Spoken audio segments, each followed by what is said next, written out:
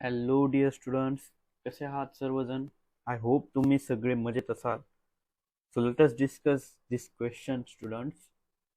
Question says a mass 2 under root 3 kg is acted upon by two forces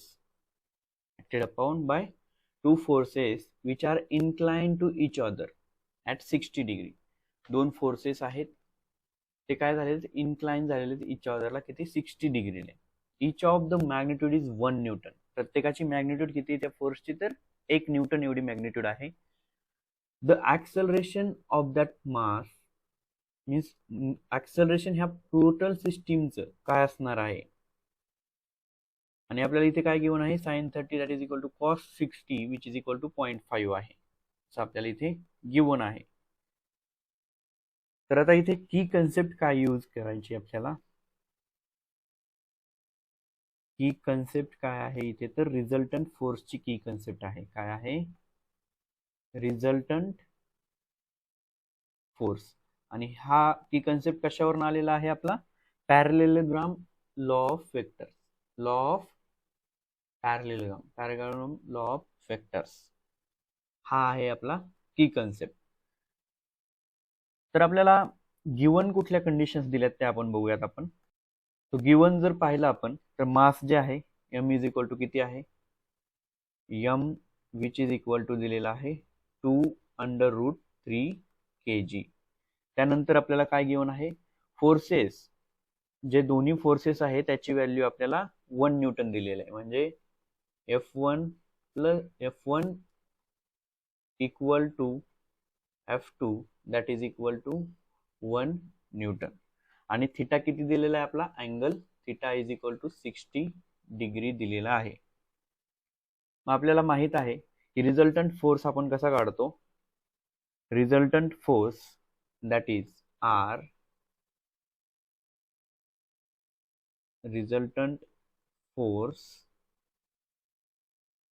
that is equal to FR म्हणूया याला आपण, FR which is equal to काय असतो, तर under root law of parallelogram वरनं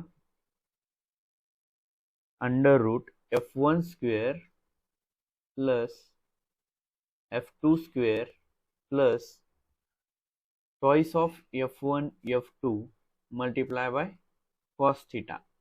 आता simply आपण काय करूया, इथे ह्या व्हॅल्यूज पुट करूया आणि त्यावेळेस आपल्याला काय मिळेल, मग नेट फोर्स मिळणार आहे. ह्या सिस्टीमवरती ऍक्ट होणारा नेट फोर्स मिळेल. तर F1 आपला किती 1, F2 1 आहे, दॅट इज इक्वल टू काय होईल मग याच्यावरून, this is equal to under root 1 square that is 1 plus 1 plus twice of, आता F1 F2 काय होणार आहे, 1 होणार आहे, ट्वाइस ऑफ 1 मल्टिप्लाय बाय, आता कॉस थिटा किती दिलेला आहे आपल्याला, cos 60 that is equal to दिलेला आहे 0.5. cos 60 ची व्हॅल्यू किती असते, cos 60 which is equal to 1/2. तर आपण इथे 1/2 घेऊया सिम्प्लिफिकेशन साठी. तो 1/2 2 ला 2 कॅन्सल आउट होऊन जाईल आणि इथे 1 plus 1 plus 1 that is equal to net force किंवा रिझल्टंट फोर्स जो आहे तो आपल्याला काय मिळाला, अंडर रूट 3. पण आपल्याला क्वेश्चन मध्ये काय विचारले, तर ऍक्सेलरेशन काय ह्या होल सिस्टीमचं, ह्या मासचं ऍक्सेलरेशन काय असणार आहे. तर आपल्याला एक फॉर्म्युला माहित आहे फोर्स साठी, force which is equal to mass into acceleration असतो. यावरून आपण काय करूया, acceleration a is equal to काय होणार आहे मग, फोर्स डिवायडेड बाय मास. मी या व्हॅल्यूज इथे पुट करूया, that is equal to under root 3 divided by 2 under root 3. तो ह्या अंडर रूट 3 ला अंडर रूट 3 कॅन्सल आउट होईल आणि ऍक्सेलरेशन आपल्याला मिळेल 1/2 दॅट इज इक्वल टू किती होणार आहे, हे a is equal to 0.5 metre per second. तर ह्या नेट सिस्टीमचं जे ऍक्सेलरेशन असणार आहे ते असणार आहे 0.5 मीटर पर सेकंड. सो कुठल्या ऑप्शनशी मॅच होतं, हे ऑप्शन नंबर सी शी. त्यामुळे या प्रश्नासाठी करेक्ट उत्तर असेल option C, 0.5 metre per second square हवा येथे. आय होप तुम्हाला हा क्वेश्चन समजला असेल. Thank you and all the best.